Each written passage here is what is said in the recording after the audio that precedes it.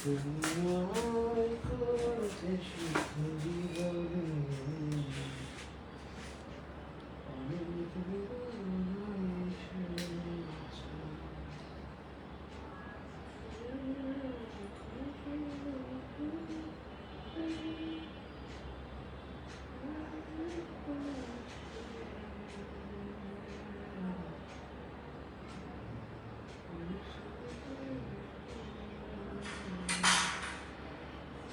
আসসালামু আলাইকুম, ভালো আছেন? চ্যাপ্টার 9 এখান থেকে রিসেন্ট কোশ্চেন বেশি আসে। রিসেন্টের মধ্যে সবচেয়ে বেশি থাকে খেলাধুলা। খেলাধুলা সংক্রান্ত প্রশ্ন আসলে আমাদের এই মুহূর্তে 5 থেকে 6টা তথ্য খুব গুরুত্বপূর্ণ। 5 থেকে 6টা ইস্যু সবচেয়ে বেশি গুরুত্বপূর্ণ, এগুলো রিসেন্ট একেবারে রিসেন্ট রেকর্ড থাকে। সেক্ষেত্রে ধরেন 1 নম্বরে যেটা হলো পারভেজ ইমন।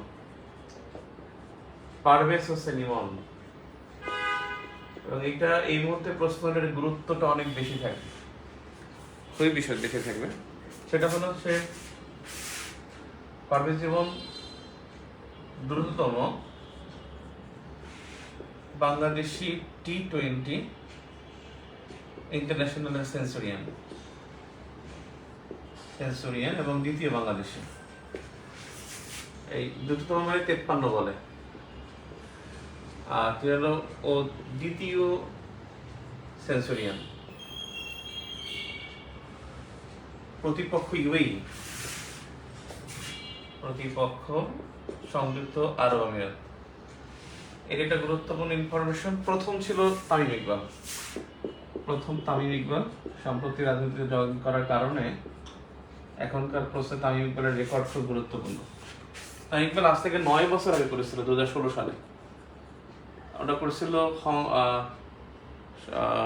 হংকং, খুব সম্ভবত হংকংয়ের বিরুদ্ধে। এটা ওয়ার্ল্ড কাপে ছিল, 2016 সালের ওয়ার্ল্ড কাপ, T20 ওয়ার্ল্ড কাপে ছিল। তাই ইকবাল সেঞ্চুরি করেছিলেন। 2 নম্বরে যে ইনফরমেশনটা বেশি গুরুত্বপূর্ণ সেটা হলো মেহেদী হাসান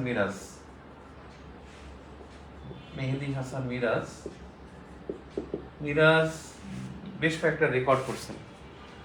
মিরাজ 200 উইকেট ক্লাবে প্রবেশ করেছেন। 200 উইকেট এটা পেয়েছেন টেস্টে। এসে 200 উইকেট, এটা কিন্তু আফটার সাকিব আল হাসান। সাকিবের পরে তার অবস্থা। দ্বিতীয় বাংলাদেশি টেস্টে, খুব সম্ভবত দ্বিতীয় বাংলাদেশি হিসেবে 200 উইকেট এবং 2000 রানও তার। 37 টেস্টে 2000 রান ও 200 উইকেট। এটা দ্রুততম বাংলাদেশ হিসেবে, দ্রুততম ফার্স্ট টেস্ট, দ্রুততম। আরেকটা 3টা রেকর্ড হয়েছে। একটা রেকর্ড হলো তৃতীয় বাংলাদেশি হিসেবে একই টেস্টে সেঞ্চুরি ও 5 উইকেট। একই টেস্টে সেঞ্চুরি ও 5 উইকেট।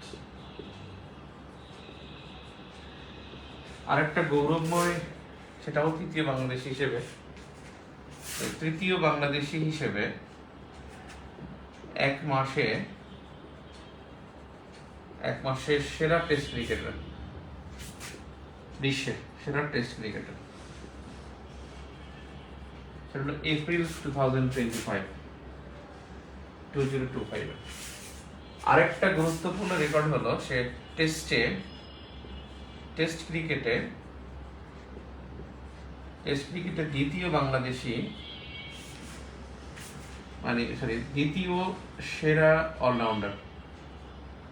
বর্তমানে বিশ্বের যে টেস্ট র্যাঙ্কিং সে দ্বিতীয় সেরা অলরাউন্ডার। হয়তোবা সাকিব যেহেতু নাই, হয়তোবা তিনি একসময় ওমানের বিপক্ষে ছিল, হংকং, রাইট, ওমানের বিপক্ষে ছিল, রাইট, ওমানের বিপক্ষে। তাই এগুলো ওমানের বিপক্ষে রেকর্ডটা করেছিল। তাহলে এই হলো মেহেদী হাসান মিরাজের এই কয়েকটা রেকর্ড। তার মধ্যে এপ্রিল 2025-এ সেরা টেস্ট ক্রিকেটারকে, সেটা হলো মেহেদী হাসান মিরাজ। আরেকটা বিষয় হলো যে 5 উইকেট পাইছেন, সেটাও হতে পারে দ্বিতীয় সেরা অলরাউন্ডার। এটা দ্বিতীয়টা আসে না আসলে, শিশুটাই আসে। তবে পৃথিবীর ইতিহাসে সে দ্রুততম একজন টেস্ট ক্রিকেটার, যেটা 2000 রান এবং 200 উইকেট লাভ করছে। বাংলাদেশের পক্ষে দ্রুততম, এবং বিশ্বের মধ্যে তার উপরে একজন আছে, তাও শর্ত সাপেক্ষে, সেক্ষেত্রে তিনি আর কি। নাম্বার 3 আরেকটা রেকর্ড, সেটা হলো এনামুল হক বিজয়। বিজয় যে কাজটা করছে সেটা হলো প্রথম শ্রেণীর ক্রিকেটে প্রথম বাংলাদেশি হিসেবে 50টি সেঞ্চুরি। এটা বাংলাদেশের ইতিহাসে এটা রেকর্ড, 50টি সেঞ্চুরি করেছে। এখানে কিন্তু ইন্টারন্যাশনাল এবং হলো ঘরোয়া এগুলো কিন্তু যুক্ত হয়, এই দুইটা মিলে 50টি সেঞ্চুরি করেছে এ পর্যন্ত এনামুল হক বিজয়। আরেকটা বিষয় নিগার, নাম্বার 4।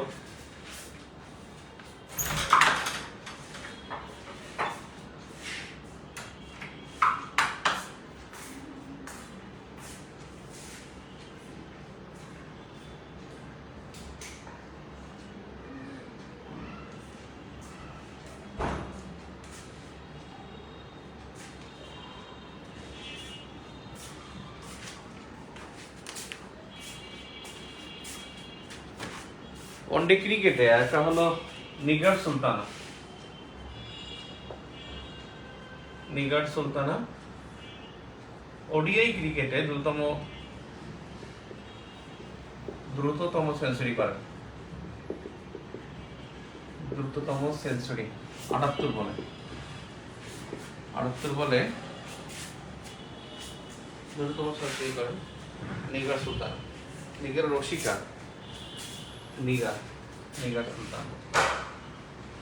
তো এই চারটা হলো ক্রিকেটের ইনফরমেশন। ফুটবলের কোনো আমাদের অর্জন নাই, ক্রিকেটও আমাদের আসলে অর্জন একেবারে শেষের দিকে। আমরা এখন 10ম, আমরা খুব সম্ভবত অনেক বছর পর, 15 বছর পর আমরা টেস্ট ক্রিকেটে আমাদের পতন ঘটেছে। তো এটা নিয়ে কথা না বলাই ভালো, এটা আমাদের ওটা মানে নেগেটিভ জিনিস পরীক্ষায় থাকবে না। ফুটবল থেকে প্রশ্ন আসার সম্ভাবনা এখনো তৈরি হয়নি, ফুটবল থেকেও তেমন কোনো গুরুত্বপূর্ণ কিছু ঘটেনি।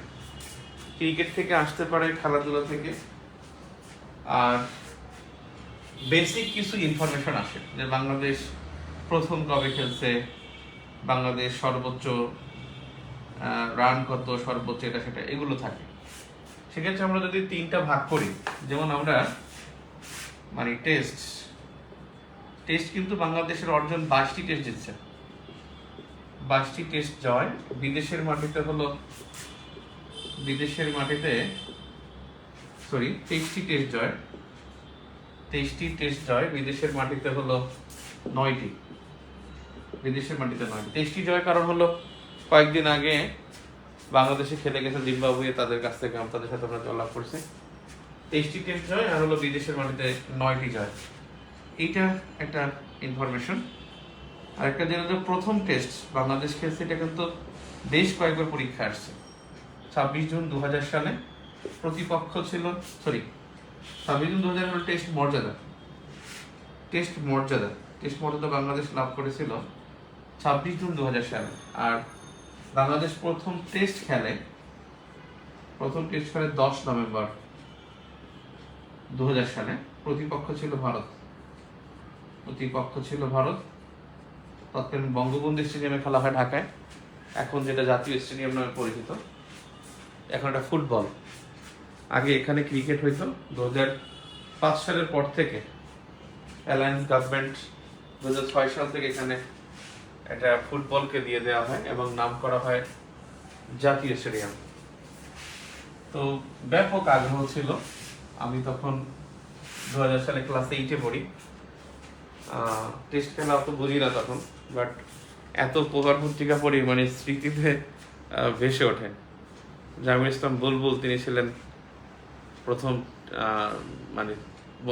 তিনি প্রথম টেস্ট সেঞ্চুরিয়ান ছিলেন, যিনি এখন বিসিবির প্রেসিডেন্ট হবেন। 145 রান করছিলেন। এখানে প্রথম যে টেস্ট অধিনায়ক ছিল সে ছিল নাইমুর রহমান দুর্জয়, টেস্ট অধিনায়ক। এবং আমার নামের সাথে মানে মিল, আমি যদিও নাইম হোসেন, উনি ছিলেন নাইমুর রহমান দুর্জয়। আমার খুব প্রিয় ক্রিকেটার ছিলেন নাইমুর রহমান দুর্জয়। খালেদ মাহমুদ সুজন, আপনারা হাসাহাসি করেন, খালেদ মাহমুদ সুজন আমার খুব প্রিয় ক্রিকেটার ছিল। মোহাম্মদ আশরাফুল, কারণ উচ্চতায় কাছাকাছি ছিল। এখন যেমন মুমিনুল হক, মুশফিকুর রহিম। মুশফিকের একটা রেকর্ড আছে, মুশফিকুর রহিম সর্বোচ্চ রান সংগ্রহ বাংলাদেশের পক্ষে সর্বোচ্চ রান সংগ্রাহক বাংলাদেশের পক্ষে সর্বোচ্চ রান সংগ্রাহক মুশফিকুর রহিম এখন ওয়ানডে খেলেন না, মুশফিকুর রহিম এখন টি-20 খেলেন না, শুধুমাত্র টেস্ট ক্রিকেট খেলেন। মুশফিকুর রহিম ওনাকে খুব মিস করবো। কয়েকদিন আগেও ফোনে কথা বলছি তার সাথে। খুব প্রিয় ক্রিকেটার একজন। হাবিবুল বাশার সুমন এরা ক্রিকেটার ছিলেন। ফুটবল বেশি একটা টানতো না আমাকে, এখনো টানে না। ফুটবল একটা টানার মতো কিছু নাই, শক্তির পরীক্ষার খেলা ফুটবল। তো মুশফিকুর রহিম গেল এখন টেস্ট ক্রিকেটে যেখানে ছিল মুছে ফেললাম। টেস্ট ক্রিকেটে কয়েকটা বিষয়, সেটা হলো যে টেস্ট ক্রিকেটে এখানে সর্বোচ্চ সেঞ্চুরি কিন্তু মুমিনুল হক, সর্বোচ্চ সেঞ্চুরি মুমিনুল হক। সর্বোচ্চ রান সম্ভবত সাকিব আল হাসান রান 217 না, মুশফিকুর রহিমের না, বেশি না, সাকিবের 217। সর্বোচ্চ ব্যক্তিগত রান যেটা, সর্বোচ্চ ইনিংস বাংলাদেশের 638 রান। টেস্ট ক্রিকেটের প্রথম সেঞ্চুরি তিনি করছেন, যার কথা বলছিলাম, এবং তিনি অভিষেক টেস্টই করছেন। এবং 2000 সালের প্রথম টেস্টই আহমদ ইসলাম বুলবুল, ওর নাম আসতে পারেন, এবং উনি বাংলাদেশ বিসিবির প্রেসিডেন্ট হতে পারেন। আহমদ ইসলাম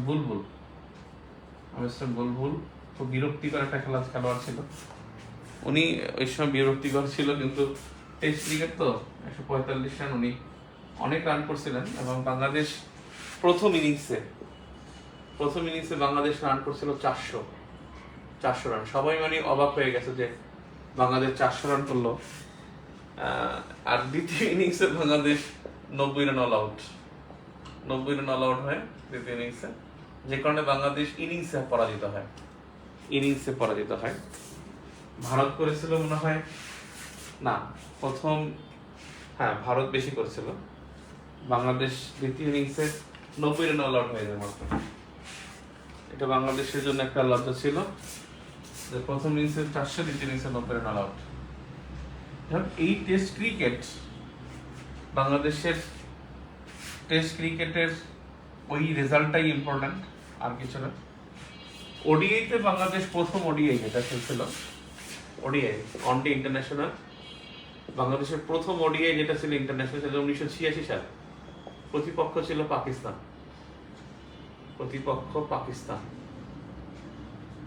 আর বাংলাদেশের প্রথম ওডিআই জয় এটা 1998 সালে, প্রতিপক্ষ কেনিয়া। কয়েকদিন আগেই জয়ী দলের একটা ম্যাচ হয়েছিল, কয়েকদিন আগে, এই 25 সালে। এখানে যেটা মনে হবে প্রথম টেস্ট জয় যেটা 2005 সালে জিম্বাবুয়ে প্রতিপক্ষ ছিল। তখন আমরা ইন্টারমিডিয়েট পড়ি, জিম্বাবুয়ের বিরুদ্ধে। তখন ইন্টারমিডিয়েট পড়ি আমি, তখন বাংলাদেশ প্রথম টেস্ট জয় লাভ করে। আর প্রথম ওডিআই জয় 1998, প্রতিপক্ষ কেনিয়া। কিন্তু এই প্রথম ওডিআইতে বাংলাদেশের যে অধিনায়ক ছিল, গাজী আশরাফ হোসেন লিপু, যিনি কয়েকদিন আগে প্রধান নির্বাচক ছিল। এখন কে? আশরাফ হোসেন লিপু এখনই তো সে মনে হয় নির্বাচক। এখন প্রধান নির্বাচক তো মনে হয় গাজী আশরাফ হোসেন লিপুই। নান্নু ছিল, নান্নু থেকে তিনি কি চেঞ্জ হয়েছে মনে হয় না। গাজী আশরাফ হোসেন লিপু উনি অধিনায়ক ছিল। এই জয়ের সময় যিনি অধিনায়ক ছিলেন তিনি ছিলেন আকরাম খান। প্রথম অধিনায়ক যিনি আকরাম খান ছিল। এই সময় কিন্তু টেস্ট জয়ী যে প্রথম এই সময় যে অধিনায়ক ছিল, এই অধিনায়ক ছিল হাবিবুল বাশার সুমন। হাবিবুল বাশার সুমন অর্থাৎ প্রথম টেস্ট জয়ী অধিনায়ক। ওডিআই যে অধিনায়ক লাগবে না, পরীক্ষা আসবে না। এখানে একটা বিষয় টি-20 ইন্টারন্যাশনাল, এটা বাংলাদেশ প্রথম খেলে 2006 সালে। 2006 সালের প্রতিপক্ষ ছিল জিম্বাবুয়ে। এর অধিনায়ক ছিল শাহরিয়ার নাফিস, প্রথম অধিনায়ক টি-20-র অধিনায়ক শাহরিয়ার নাফিস। আর বর্তমানে যিনি অধিনায়ক টি-20-র অধিনায়ক, তিনি কিন্তু বর্তমান টি-20 অধিনায়ক কিন্তু লিটন দাস। বর্তমান অধিনায়ক টি-20 অধিনায়ক Liton Das.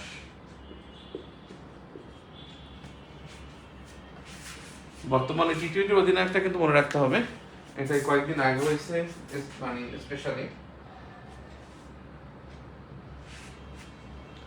Mushfiq 219 run. Thank you, এইটাই রাইট, সর্বোচ্চ রান মুশফিক।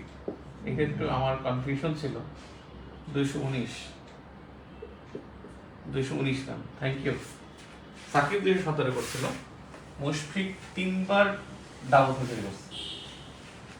ডাবল সেঞ্চুরি করছে মুশফিক 3 বার, 3 টাইমস।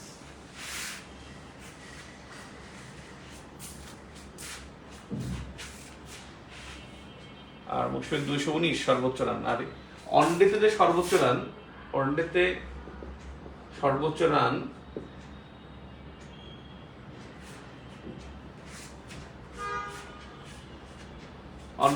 লিটন দাস 176। লিটন দাস 176।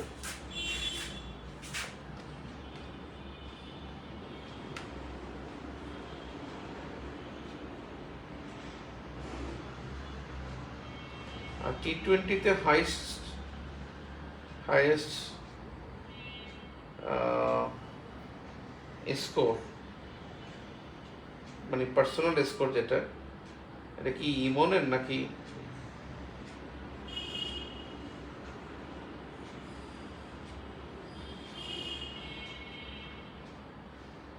এটা কি ইমনের না তামিমের? দুজনই তো একই রান করছে। তামিম পেল 103,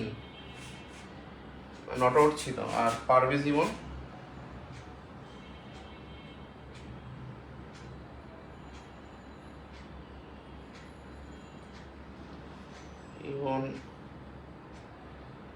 টি-20 হাইস্ট ও তো মনে হয় 101 করছিল মনে হয়।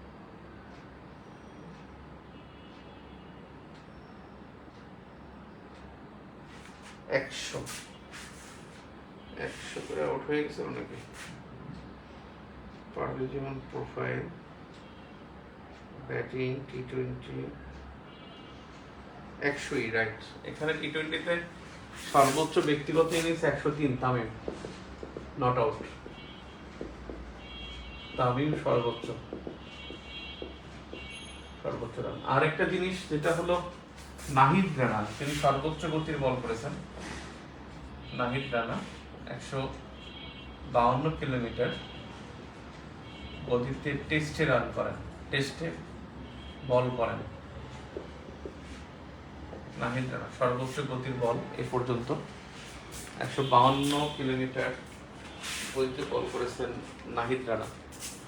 পাকিস্তানের বিপক্ষে করছিল, পাকিস্তানের বিপক্ষে সর্বোচ্চ গতির বলটি করেন টেস্টে বাংলাদেশি হিসেবে নাহিদ রানা।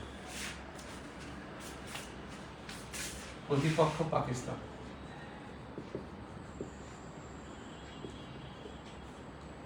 আর এই 2025 সালের যে এশিয়া কাপ হবে, এটা তো ইন্টারন্যাশনালের মধ্যে পড়ে যায়। এশিয়া কাপ হবে ইন্ডিয়া আর শ্রীলঙ্কায়, ইন্ডিয়া প্লাস শ্রীলঙ্কা। এখানে পাকিস্তানের খেলা সব শ্রীলঙ্কা হবে। আর এর প্রথম ম্যাচে কিন্তু এখানে গ্রুপ যে 3টা গ্রুপ করছে, 2টা গ্রুপ, বাংলাদেশ, ইন্ডিয়া আর পাকিস্তান একই গ্রুপে করছে। তাহলে বাংলাদেশকে ইন্ডিয়ার সাথে খেলতে হবে, শ্রীলঙ্কা গিয়ে পাকিস্তানের সাথে খেলতে হবে। আর 2026 একই মডেলে এশিয়া কাপটা হবে টি-20 স্টাইল এবারে। আর 2026 টি-20 ওয়ার্ল্ড কাপ টি-20 ওয়ার্ল্ড কাপ এটাও আয়োজক কিন্তু India plus Sri Lanka. India plus Sri Lanka.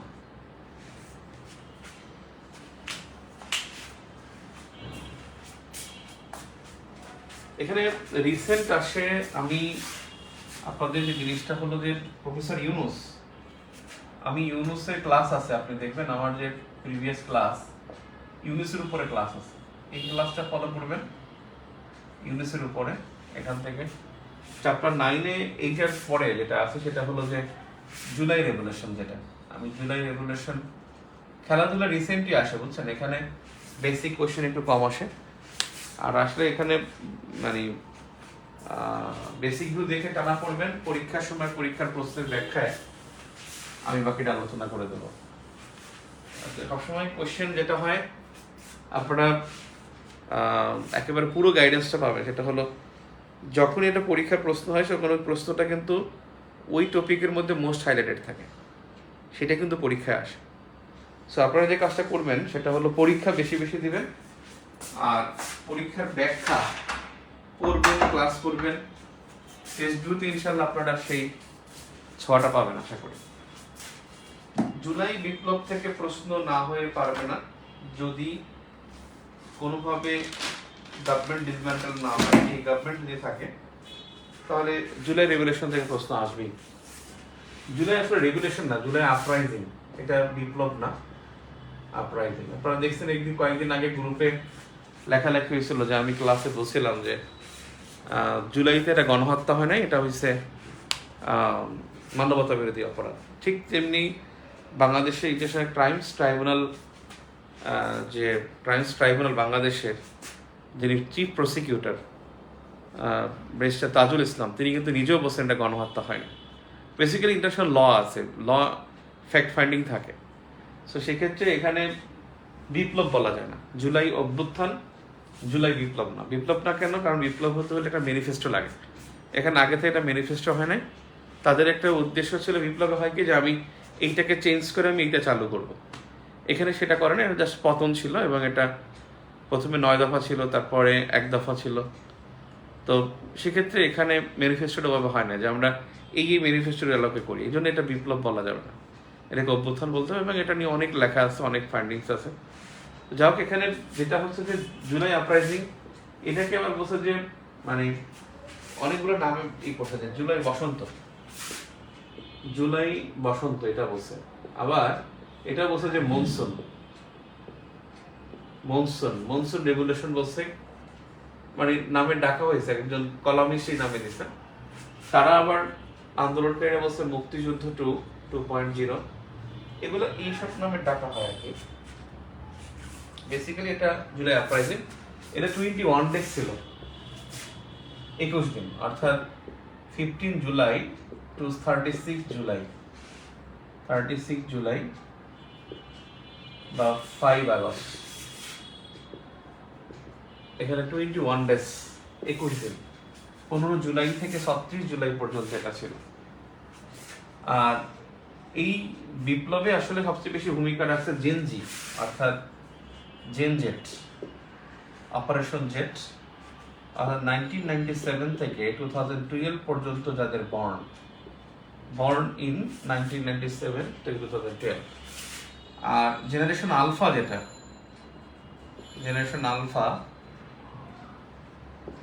Generation alpha হলো তাদের জন্ম 2013 টু 2025, এখানে জন্ম হলো। আর জেনারেশন বিটা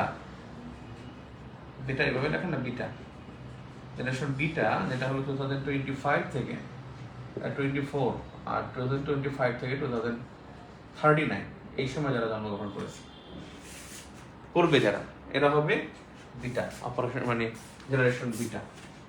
জেনারেশন জেট, এখানে এই আপরাইজিং কি আপনি একটা, কারণ এগুলো ডেট অনুসারে পড়তে গেলে খুব ভালো হয়। ডেট অনুসারে যদি পড়েন, এবং আপনাদের দেখবেন বেসিক বলতে ডেটও আছে, আমি মোস্ট ইম্পর্টেন্ট ডেটগুলো নিয়ে আলোচনা করি, মোস্ট ইম্পর্টেন্ট ডেট সেগুলো নিয়ে আলোচনা করব।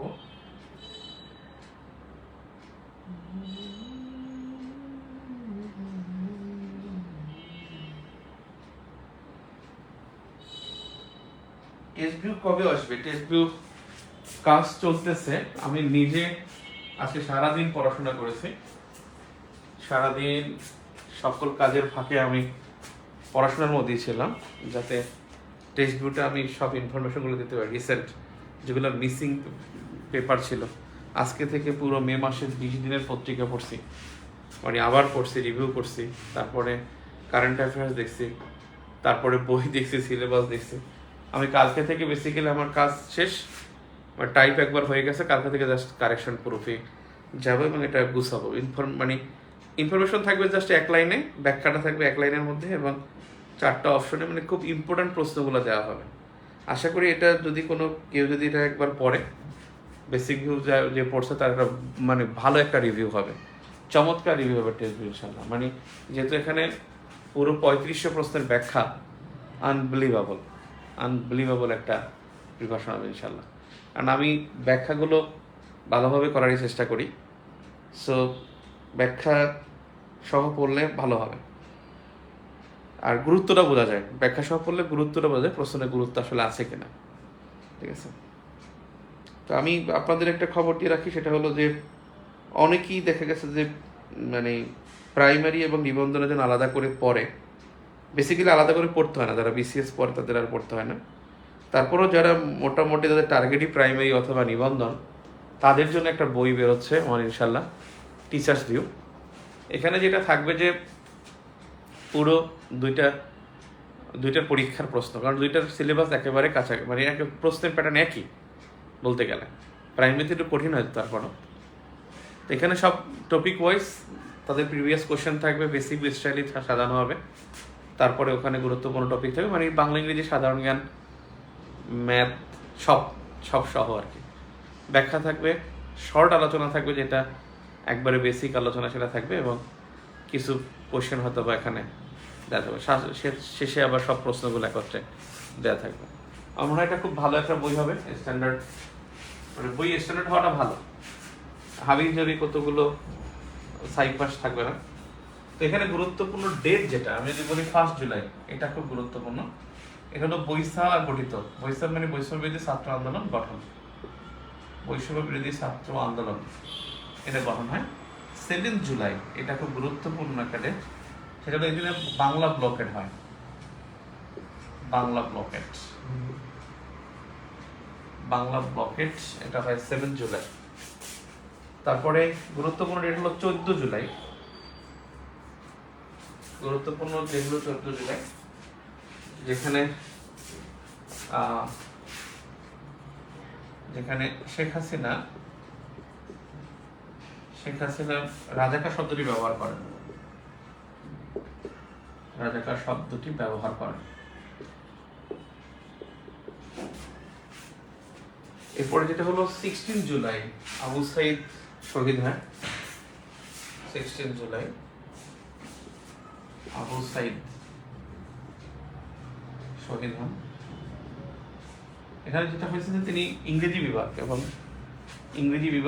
তিনি হলেন ইংরেজি বিভাগের এবং বেগম রোকেয়া বিশ্ববিদ্যালয়ের শিক্ষক। এবার 17 জুলাই এটা ইম্পর্টেন্ট, সেটা হলো কমপ্লিট শাটডাউন হয়,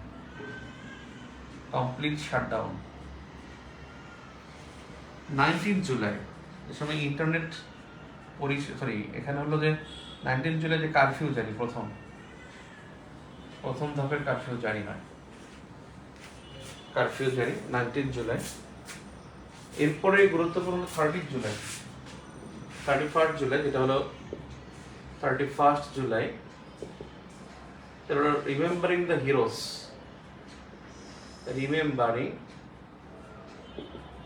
the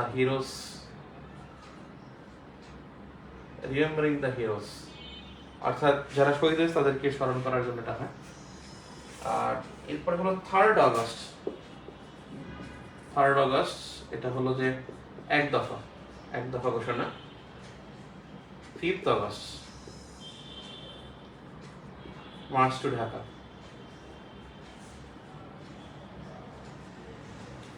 5th August march to Dhaka ঘোষণা করা হয়। আর 5th সেপ্টেম্বর যেটা 5th অগস্ট, অগস্টের মধ্যে আর কিছু ইনফরমেশন আছে। 5th অগস্টে আরেকটা জিনিস হয়, 5th অগস্টে না, 5th অগস্ট ওইটা, আরেকটা হলো যে 27th অগস্ট, 27th অগস্ট গুম কমিশন গঠন করা হয়। 27th অগস্ট এখানে অন্তর্বর্তীকালীন সরকার গঠন, ওগুলো 8 আগস্ট, ওটা লাগবে না। 27 আগস্ট গুম কমিশন গঠন। গুম কমিশন গঠন, গুম কমিশনের সদস্য ছিল 5 জন, সদস্য 5 জন। আর এই গুম কমিশনের যিনি প্রধান তিনি হলেন মইনুল ইসলাম চৌধুরী, বিচারপতি জাস্টিস মইনুল ইসলাম চৌধুরী, জাস্টিস মইনুল ইসলাম চৌধুরী। আর 27 অগস্টে গেল 5 সেপ্টেম্বর, এটা হলো গ্রহযাত্রা। 5 সেপ্টেম্বর, 5th সেপ্টেম্বর গ্রহযাত্রা। গ্রহযাত্রা মানে তাদের স্মরণে আর কি, যারা মারা গেছে তাদের গ্রহযাত্রা হয়। এই দিনকেই কিন্তু জুলাই স্মৃতি জাদুঘর ঘোষণা করা হয়, জুলাই স্মৃতি জাদুঘর। এবং এই জাদুঘর হয় প্রাক্তন গণভবন, প্রাক্তন গণভবন। এই গণভবনের নাম আগে ছিল কিন্তু করতোয়া, প্রধানমন্ত্রী ভবন। একসময় ছিল প্রধানমন্ত্রী ভবন, এবং সেখান থেকে এটা আরো আগে ছিল করতোয়া। 1986-এ এটা করতোয়া ছিল। আর এর গঠন হয়েছে 1974 সালে, 74 সালে প্রতিষ্ঠা, 74 না 78 সালে প্রতিষ্ঠা, 1974 সালে, 74 সালে প্রতিষ্ঠা, 74 সালে প্রতিষ্ঠা হয়। 6 সালে করতোয়া নাম হয়, তার প্রধানমন্ত্রী ভবন গণভবন। এই গণভবন এখন জুলাই স্মৃতি জাদুঘর। আর জুলাই স্মৃতি ফাউন্ডেশন গঠিত হয়, এটা হলো 10 সেপ্টেম্বর। 10 সেপ্টেম্বর জুলাই স্মৃতি ফাউন্ডেশন, জুলাই স্মৃতি ফাউন্ডেশন। এই ফাউন্ডেশনে 21 জন সদস্য ছিল। এই ফাউন্ডেশনের সভাপতি ছিল প্রফেসর ইউনুস,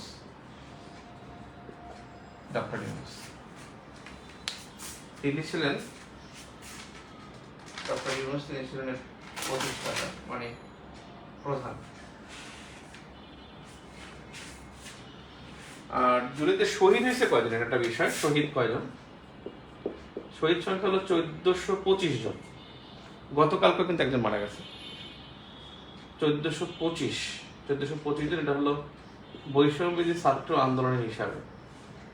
আর 1400 বলছেন, আনুমানিক 1400 জন, এটা বলছে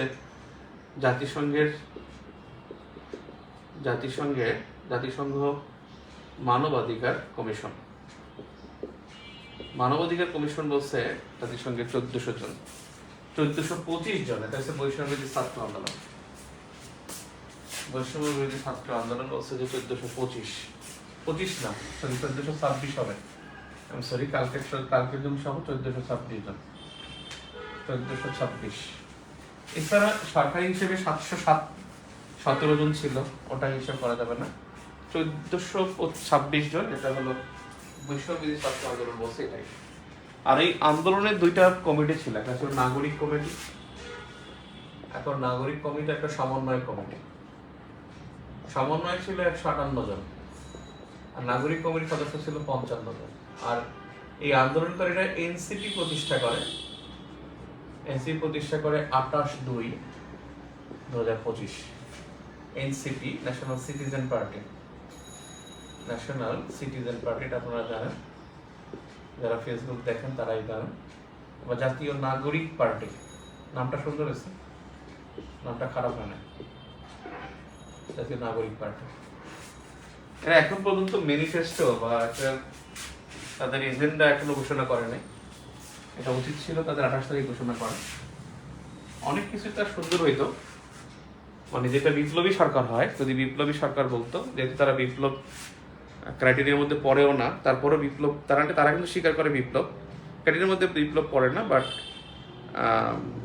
আপনি জুলাই বিপ্লব যেহেতু মিডিয়া বলে আপনি বলতে পারবেন, কিন্তু ক্রাইটেরিয়ার মধ্যে পড়ে না, এটা আমি বলে নিচ্ছি। এটা বিষয় হলো যে এখানে বিপ্লবী সরকার গঠন করতে পারতো যদি তারা পার্লামেন্ট ডিজলভ করে 158 জন এরাই যদি সরকার গঠন করতো। 158 জন এরা থাকতো সদস্য এবং এদের একটা পরিষদ থাকতো, এবং এই পরিষদ থেকে তারা বিভিন্ন বিধি প্রণয়ন করতো এবং সেখানে তারা পরামর্শক হিসেবে তাদেরকে নিয়োগ দিতে পারতো। কিন্তু 158 জন এইটাই তারা করে, এখানেই তারা কিন্তু সংবিধান তৈরি করতে পারতো, একটা জুলাই সনদ ঘোষণা করতে পারতো, সবকিছু তারা পারতো। তারা আসলে যেটা চাইছে সেটা পারতো তারা যদি 158 জন থাকতো। ব্যাপারটা হচ্ছে যে এখানে সব দলমত ঘুরে ঢুকে গেছে তো, এবং বিভিন্ন মানসিকতা ঘুরে লাগানো, আমার মনে হয় তারা সমন্বয়কদের মধ্যে সমন্বয় নেই। আসলে ইসলামিক দলগুলোর মধ্যে কি আছে? ইসলামিক দলগুলোর মধ্যে হচ্ছে যে ঐক্যবদ্ধ হবে, তাদের আগেই হলো যে তাদের মধ্যে যে ঐক্য হবে না এই ব্যাপারে তারা ঐক্যমত, ঠিক আছে? তাদের মধ্যে যে ঐক্য হবে না এ ব্যাপারে তারা ঐক্যমত পোষণ করেছে, মানে আগে বৈঠকের আগেই তারা জানে যে তাদের মধ্যে আসলে ঐক্য হবে না।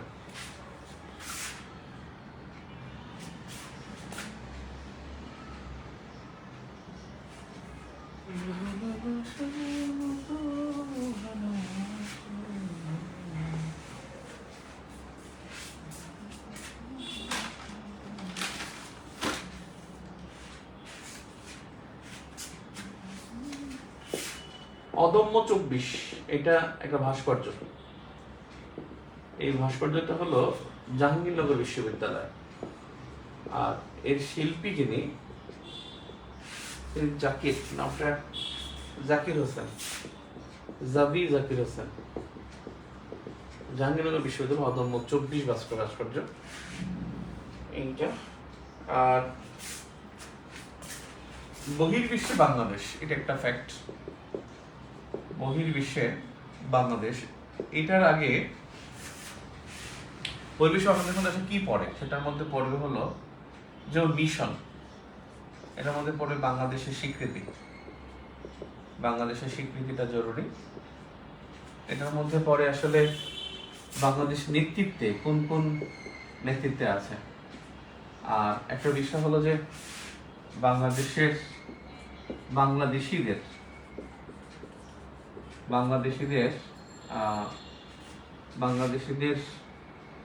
মানে আলোচিত বাংলাদেশি, সমালোচিত না, আলোচিত বাংলাদেশি, এটার মধ্যে পড়বে আলোচিত বাংলাদেশি। এই 4টা ক্যাটাগরি পড়ে। আসলে নেতৃত্বে কে আছে? মিশনের ব্যাপারটা, মিশন হলো যে 60টি দেশে 81টি মিশন বাংলাদেশের, 60টি দেশে 81টি মিশন। এই 81টি মিশন 60টি দেশে, আর বাংলাদেশে হলো 81টি মিশন বাংলাদেশে। আর বাংলাদেশে বিদেশি মিশন দেশের সংস্থা সহ 49টি। আর যেটা করছে তারপরে হলো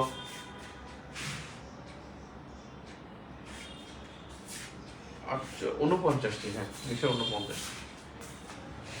49টি। আর সবচেয়ে বেশি মিশন ভারতে 6টি, আর যুক্তরাষ্ট্রে 5টি। মিশনের মধ্যে মনে রাখবেন যে স্থায়ী মিশন 2টি,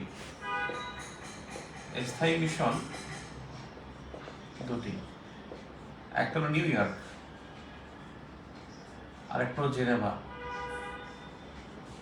এটা হলো ইউএন কার্যক্রম পরিচালনার জন্য স্থায়ী মিশন 2টি, একটা নিউ ইয়র্ক, একটা জেনেভা, আর 2টি ইউএন এর। আর মনে রাখবেন mission always in capital city, mission সবসময় মানে দূতাবাস, একটা মিশন বলতে দূতাবাস সবসময় রাজধানীতে হয়। রাজধানীতে 2টি জিনিস হতেই হয়, একটা দূতাবাস আর একটা হলো পার্লামেন্ট এবং দূতাবাস সবসময় রাজধানীতে হতেই হবে। দূতাবাস যদি ওখান থেকে চেঞ্জ করে, ধরেন ঢাকা থেকে দূতাবাস যদি গোপালগঞ্জ নিয়ে যায় বা বগুড়ায় নিয়ে যায় বা চট্টগ্রামে নিয়ে যায়, তাহলে বুঝতে ওটা ক্যাপিটাল সিটি হয়ে গেছে। আপনারা দেখছেন না যে যুক্তরাষ্ট্রের দূতাবাস, ট্রাম্প বলছিল যে দূতাবাস হবে মানে রাজধানী হবে জেরুজালেম, ইসরায়েলের রাজধানী জেরুজালেম, তেল আবিব হবে না। 2018 সালে বলছিল, আপনাদের মনে আছে কিনা। এবং 18 সালে ঘোষণা দিয়ে কিন্তু যুক্তরাষ্ট্রের দূতাবাস এই তেল আবিব থেকে জেরুজালেমে নিয়ে যাওয়া হয়, এবং তারা বলে যে জেরুজালেমকে স্বীকৃতি দেয়, যেটা ক্যাপিটাল সিটি। ইসরায়েল দাবি করে, যুক্তরাষ্ট্র স্বীকৃতি দেয়, গুয়াতেমালা দেয়, ব্রাজিল দেয়, অন্যান্য যারা আছে তারা কিন্তু তেল আবিবে থেকে যায়।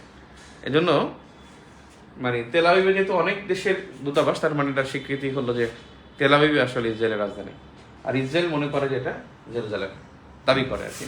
এই তারিখে দূতাবাস সবসময় রাজধানীতে হতে হবে, এটা একটা ফ্যাক্ট। আর দূতাবাসটি পতাকা রাষ্ট্রের ভূখণ্ড, এটা মনে রাখতে হয়। দূতাবাসটি পতাকা রাষ্ট্রের ভূখণ্ড। পতাকা রাষ্ট্র মানে দূতাবাসের মধ্যে যে পতাকাটা থাকবে সেইটা। এখানে সে ভাড়া থাকলেও ওটা কিন্তু, ধরেন আমি যে বিল্ডিং এ আছি এখানে, ধরেন বা আপনি যে বিল্ডিং আছেন সেটা এখানে নিচতলা আপনি থাকেন, 4 তলায় ধরেন আপনার মার্কিন দূতাবাস, ধরেন মলদোভার দূতাবাস, ওখানে মলদোভার ফ্ল্যাগ থাকবে। আপনার এখানে যদি কেউ অ্যাটাক করে বা একটা বল এসে পড়ে, তাহলে ধরে নিবে যে আপনি মলদোভা অ্যাটাক করেছেন। এবং তখন যে জাতিসংঘের যে ভিয়েনা কনভেনশন, এই ভিয়েনা কনভেনশনের একটা অনুচ্ছেদ আছে যেটা লঙ্ঘিত হয়। আমরা ভিয়েনা কনভেনশনের যে দূতাবাসের 21 অনুচ্ছেদ সম্ভবত, ভিয়েনা কনভেনশন আর্টিকেল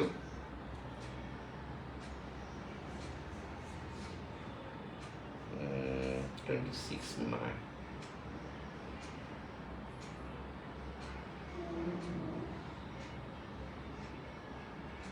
আর্টিকেল 21 না 22 খেয়াল নাই। অর্থাৎ পতাকা রাষ্ট্রের ভূখণ্ড হবে সবসময়। যদি আপনি ওখানে অ্যাটাক করে তাহলে বুঝতে হবে যে আপনি দেশে আক্রমণ করেছেন, যেটা আমাদের আগরতলা মিশনে যে অ্যাটাক করেছিল সেটা, কলকাতা হাই কমিশন এবং আগরতলায়। বাংলাদেশকে স্বীকৃতি দেয় এক পর্যন্ত 150 দেশ, 150টি দেশ। এখানে সর্বশেষ হলো চীন 1977। আর যেটা হলো যে এখানে 1975 সালে বঙ্গবন্ধুর খুন হওয়ার পরে এখানে চীন ও সৌদি আরবিয়া তারা 15 আগস্টে স্বীকৃতি দিয়েছিল, 15 আগস্ট 1975-এ। অর্থাৎ বঙ্গবন্ধু ভোররাতে খুন হয়, আর এর আগে খন্দকার মোস্তাক সরকারকে স্বীকৃতি দিয়ে, মানে এর আগে নয় পরে আর কি, ভোররাতে খুন হয়। আর এটা হলো তিনি বিকালের দিকে কেএসএ কিংবা সৌদি আরবিয়া বাংলাদেশে স্বীকৃতি দেয়। এখানে ইসরায়েলের একটা ইনফরমেশন আছে। ইসরায়েল 1971 সালে বাংলাদেশকে এপ্রিলে স্বীকৃতি দিয়েছিল। এই স্বীকৃতি প্রত্যাহার করেছিল, এটা বাংলাদেশ প্রত্যাখ্যান করে। এবং এই স্বীকৃতিটা তারপরে প্রত্যাখ্যান করলে ইসরায়েল দ্বিতীয়বার 1972 সালে ফেব্রুয়ারিতে আবার স্বীকৃতি দেয়, এবং এই দুইবারই স্বীকৃতিপত্র বাংলাদেশ প্রত্যাখ্যান করে। আর স্বীকৃতির নিয়ে একটা বিষয়, গুরুত্বপূর্ণ বিষয় হলো জাতিসংঘ স্বীকৃতি দেয় বাংলাদেশকে, স্বীকৃতি দেয় 17 অক্টোবর 1972, এবং এই দিনই বাংলাদেশ ইউএন পর্যবেক্ষক হয়, জাতিসংঘের পর্যবেক্ষক হয়। সদস্যপদ লাভ করছে কিন্তু বাংলাদেশ 17 সেপ্টেম্বর 1974-এ, এটা কিন্তু 17 অক্টোবর 1972, অনেকে ভুলে যান। বাংলাদেশ ইউএন সদস্যপদ পায় কিন্তু 17 সেপ্টেম্বর 1974-এ, আর স্বীকৃতি পায় 17 অক্টোবর 1972-এ। একটা বিষয় এখানে থাকে, সেটা হলো যে বাংলাদেশকে স্বীকৃতি ছিল ইসরায়েলের স্বীকৃতি কিন্তু বাংলাদেশ গ্রহণ করেনি। বাংলাদেশ স্বীকৃতি দানকারী প্রথম মধ্যপ্রাচ্যের দেশ বলে কিন্তু ইসরায়েল বলতে হবে, স্বীকৃতি গ্রহণ করে না, বা ওরা স্বীকৃতি দিচ্ছে, এজন্য ইসরায়েলের কথা বলতে হবে। নেতৃত্বে বাংলাদেশ, এটা একটা গুরুত্বপূর্ণ ফ্যাক্ট। বাংলাদেশ কমপক্ষে এখন 8 থেকে 10টা প্রতিষ্ঠানে কিন্তু বাংলাদেশ সদস্য এবং নেতৃত্বের মধ্যে আছে। সদস্য দিক থেকে দেখি, যেমন একটা হতে পারে যে বাংলাদেশ 2025 থেকে 28 পর্যন্ত, এই 25 থেকে 28 এই 4 বছর বা 3 বছর, 25 থেকে 28 মনে করুন 2025 থেকে 2028, এইটার আরেকটা বিষয় আছে। এই 1 জুলাই 2025 থেকে 30 জুন 2028 পর্যন্ত 3 বছর বাংলাদেশে একটা নীতি আছে, যেটা হলো আমদানি নীতি। এটা পরীক্ষা আসতে পারে আপনাদের 47। এই যে গত পরশুদিন তারা ঠিক করেছে যে আমদানি নীতি বাংলাদেশে 1 জুলাই 2025 থেকে 2028 সালে 30 জুন, আর 25 থেকে যেমন 1 জানুয়ারি থেকে 1 ডিসেম্বর। এখানে হলো বাংলাদেশ আইসিএসসি মেম্বার, আইসিএসসি সদস্য। আইসিএসসি মানে international civil service commission, international civil service commission, civil service commission. আরেকটা বিষয় হলো যে বাংলাদেশ 2025 থেকে 2027 পর্যন্ত, 25 থেকে 2027 এই সময় বাংলাদেশ সদস্য হলো ইকোসকের 10ম সদস্য, 10ম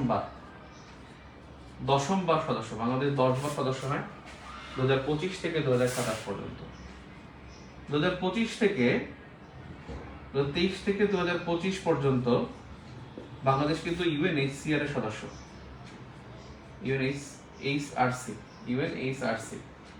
ইউএনএইচআরসি হিউম্যান রাইটস কমিশন এর সদস্য, এইচআরসি। তো 24 থেকে 2027 পর্যন্ত,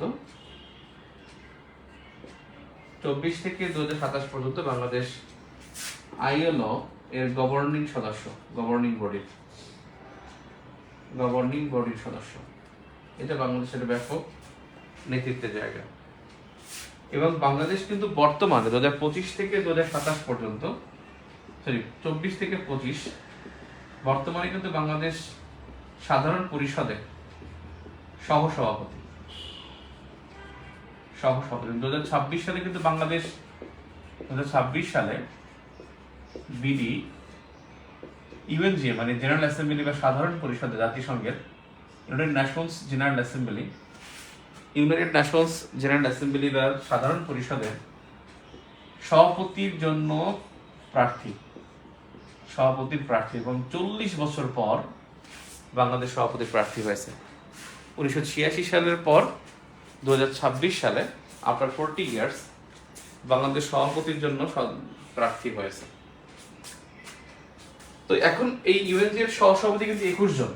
এই 21 জন সভাপতির মধ্যে বাংলাদেশ একজন, যে আগামী 25 সালের সেপ্টেম্বর পর্যন্ত বাংলাদেশ কিন্তু সহসভাপতির দায়িত্ব পালন করবে।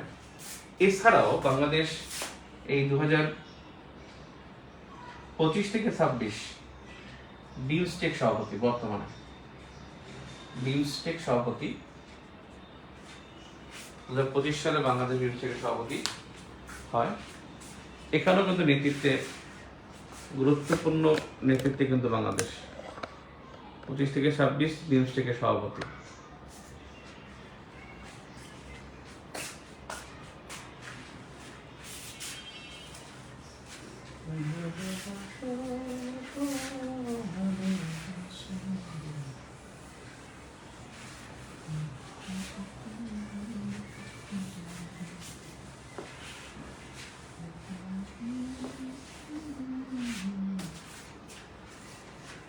একটা বিষয় হলো, এখন বাংলাদেশে অনেক আছে। বাংলাদেশি সম্পর্কে আমি বেশ কয়েকটা আলোচিত ব্যক্তির কথা বলি। ডক্টর ইউনূস কিন্তু টাইম সাময়িকীর সে কিন্তু প্রভাবশালী 100 জন লিডারের মধ্যে একজন লিডার হয়েছেন ডক্টর মোহাম্মদ ইউনূস এই 2025 সালে। তারপরে আমাদের যে নাহিদ ইসলাম, তিনি কিন্তু টাইম সাময়িকীর সেরা 100 তরুণের মধ্যে হয়েছেন। 100 তরুণের মধ্যে একজন আমাদের নাহিদ ইসলাম হয়েছেন। আরও একটা বিষয় হলো যে শাকিল, ওর নাম পুরোটা তো ভুলে গেলাম, শাকিল, ইনি কিন্তু 7ম বাংলাদেশি হিসেবে এভারেস্ট আরোহণ করেন। এভারেস্ট জয়ী না, এভারেস্ট আরোহণকারী। উনি নামলে হবে জয়ী, আরোহণকারী। বাংলাদেশে এভারেস্ট জয় করছে 5 জন জয় করেন। সর্বশেষ বাবর আলী গত বছর। এর আগে একজন মারা গিয়েছিলেন, তিনি মারা গেলে তিনি আর এভারেস্ট জয়ী হবেন না। আরোহণ করে 7ম বাংলাদেশ হিসেবে এভারেস্ট আরোহণকারী হলো শাকিল, এবং শাকিল যে কাজটা করছেন, তিনি যে কাজটা করছেন সেটা হলো উনি 84 দিনের মাথায়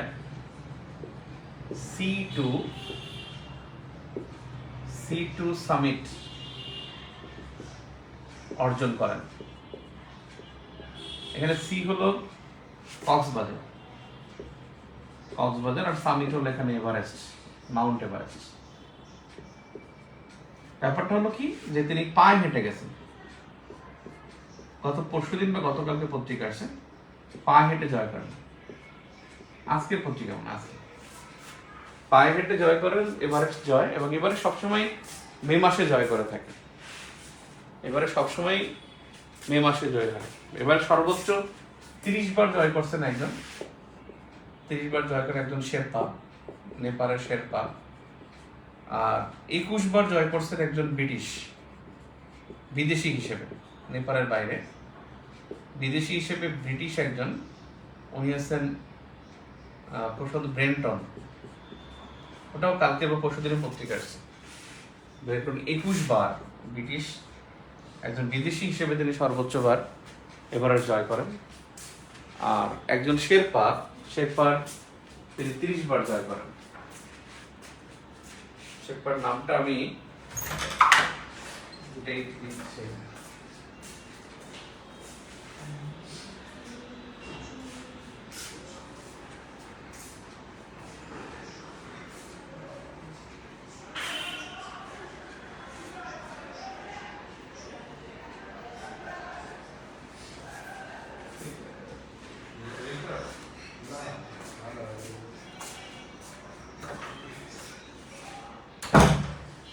আমি আজকে নোটটা করছি দুইটা বিষয়।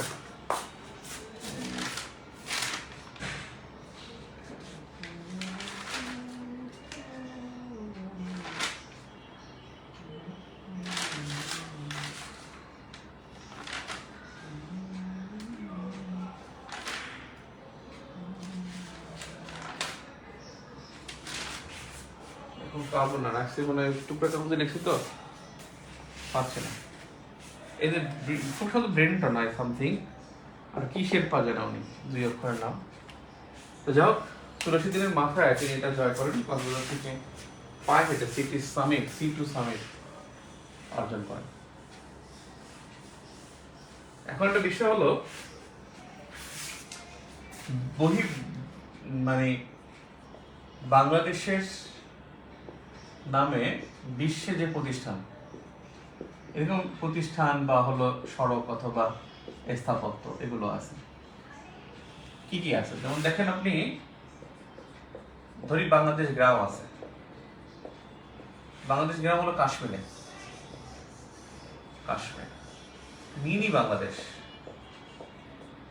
Little Bangladesh, mini Bangladesh, little Bangladesh, Bangladesh road, Bangladesh square,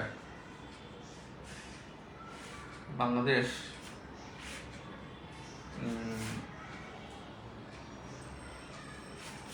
square, Shaheed Minar,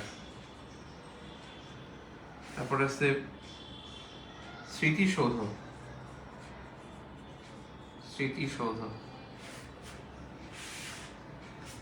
তারপরে আছে রুদা সাবার, তারপরে আছে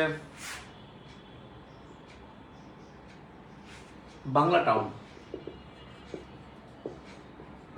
টাউন, তারপরে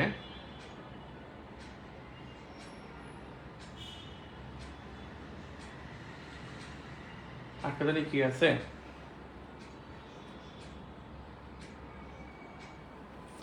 mini Bangladesh Singapore, Seramganj Singapore, সেখানে একটা চিত্রের মধ্যে দেয়া আছে। লিটল বাংলাদেশ এবং California, Los Angeles California USA, Los Angeles California, USA. Bangladesh road এটা দানন,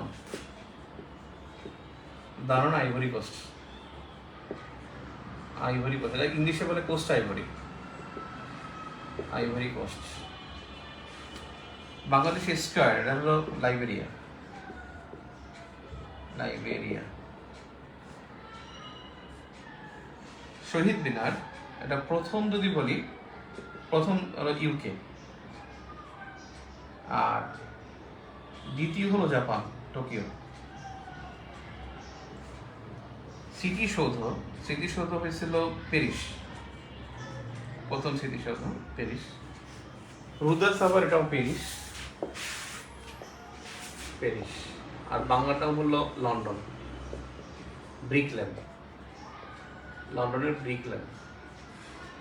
এরকম বাংলাদেশ সম্পর্কিত বাংলাদেশ রোড আছে অনেক জায়গায়। বাংলাদেশ রোড ও না, ওটা হচ্ছে বঙ্গবন্ধু রোড, ওটা পরীক্ষা আসবে না। Bangabandhu road, Bangabandhu road, Bangabandhu street অনেকগুলো আছে, বঙ্গবন্ধু ইয়া, এগুলো পরীক্ষা এখন আর আসবে না। ঠিক আছে। একটা বিষয় হলো যে আমাদের আরেকটা বিষয় পরীক্ষা থাকে, সেটা হলো বিভিন্ন জাদুঘর, জাদুঘর সম্পর্কিত ইনফরমেশন। জাদুঘর, আপনি জাদুঘর দেখবেন বেসিকলি খুবই স্মার্টলি আছে, সুন্দর করে। যেগুলো আসলে যদি জাদুঘর থেকে প্রশ্ন এবার হয়, আগে দেখেন জাদুঘর দিবস কিন্তু 18 মে, জাদুঘর দিবস 18 মে। এই জাদুঘর কিন্তু হলো সংস্কৃতি মন্ত্রণালয়ের অধীনে, সংস্কৃতি মন্ত্রণালয়। আর জাদুঘরের যে সর্বোচ্চ পদ সেটা কিন্তু পরিচালক, সর্বোচ্চ পদ পরিচালক।